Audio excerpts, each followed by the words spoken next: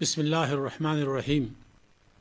معزز سامعین، ہم نے قرآن حکیم اور ہماری زندگی کے گزشتہ 6 پروگراموں میں سورہ مائدہ کی 5 آیات کریمہ اور سورہ انعام کی 24 آیات کریمہ کا بمحاورہ ترجمہ اور مختصر تفسیر پیش کرنے کی سعادت حاصل کی تھی۔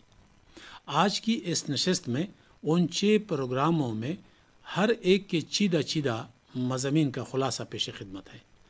پہلے پروگرام میں سورہ مائدہ کی آیات کریمہ 116 تا 120 کا ترجمہ و تفسیر بیان ہوا تھا۔ ان آیات کریمہ میں قیامت کے دن حضرت عیسیٰ علیہ السلام سے اللہ جل شانہ کے سوال کا ذکر ہوا تھا۔ ان میں سے ایک سوال یہ تھا کہ کیا تم نے لوگوں سے کہا تھا کہ مجھے اور میری والدہ کو اللہ کے سوا معبود بنا لو؟ اور یہ سوال اس وقت دن ہوگا جب قیامت میں اولین و آخرین سب جمع ہوں گے۔ حضرت عیسیٰ علیہ السلام اس کا جواب دیں گے کہ میرے لیے یہ شایان شان نہیں کہ میں شرک کی دعوت دوں۔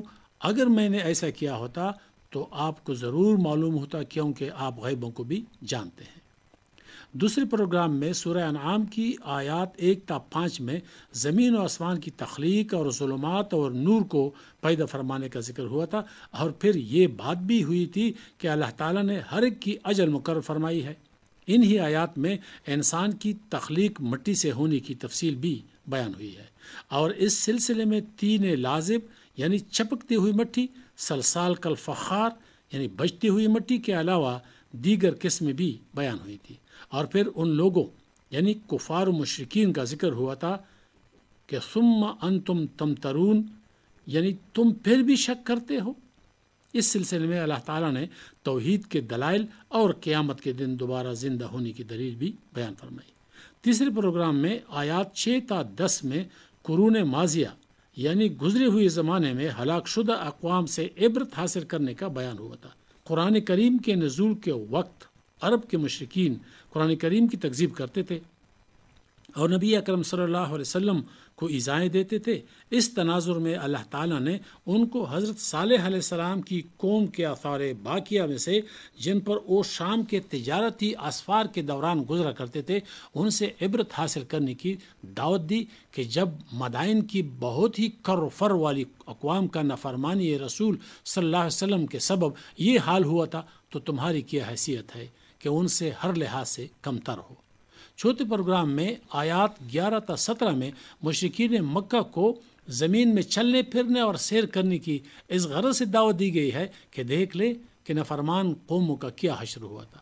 لیکن درس عبرت حاصل کرنے کی بجائے وہ یہ سوال کرنے لگے کہ انسان کی جگہ فرشتے کو بطور نبی کیوں نازل نہیں کیا گیا۔ ان آیات کریمہ میں اس سوال کا جواب دیا گیا ہے کہ اگر ہم اس کو فرشتہ بناتے تب بھی آدمی ہی بناتے، یعنی اگر ہم فرشتہ کو نبی بنا کر بھیجتے تو آدمی ہی کی صورت میں آتا۔ ان آیات کریمہ میں استہزاء کرنے والوں کے لیے وعید کا بھی بیان ہوا ہے۔ 5ویں پروگرام میں آیات 18 تا 21 میں اللہ تعالیٰ کی صفات بیان ہوئی ہیں کہ اللہ اپنے بندوں پر غالب ہے اور وہ حکمت والا اور باخبر ہے۔ آسمانوں اور زمین میں جو کچھ بھی ہے وہ سب اللہ ہی کا ہے۔ قیامت کے دن اللہ تعالیٰ سب کو جمع فرمائے گا۔ ضرر اور خیر صرف اللہ تعالیٰ ہی پہنچا سکتا ہے، کیونکہ اللہ تعالیٰ ہی ہر چیز پر قادر ہے، اور اللہ کی گواہی سب سے بڑی گواہی ہے۔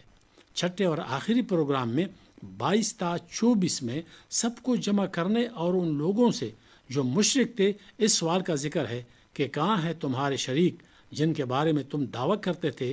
پھر ان کے اس فریب کا ذکر ہے کہ شرک سے انکار کر دیں گے۔ اللہ تعالیٰ فرمائے گا کہ دیکھو کیسا جھوٹ بولا اپنی جانوں پر، اور وہ سب کچھ غائب ہوا جو جھوٹ بنایا کرتے تھے۔ اللہ تعالیٰ قیامت کے دن ان کے جھوٹ کو اس طرح اشکار کر دے گا کہ ان کی زبانوں کو بند کر کے ان کے اعضاء و جوارح کو گواہی دینے کی اجازت دے دیں گے۔ یقیناً اس سے زیادہ ظالم کوئی نہیں جو اللہ تعالیٰ پر بہتان باندھے اور اس کی آیات کو جھٹلائے۔ بے شک بات یہ ہے کہ ظلم کرنے والے کامیاب نہیں ہوتے۔ اللہ تعالیٰ سے دعا ہے کہ ہمیں ان آیات کریمہ میں بیان شدہ احکام اور تعلیمات پر عمل پیرا ہونے کی توفیق عطا فرمائے۔ وآخر دعوانا ان الحمد للہ رب العالمین۔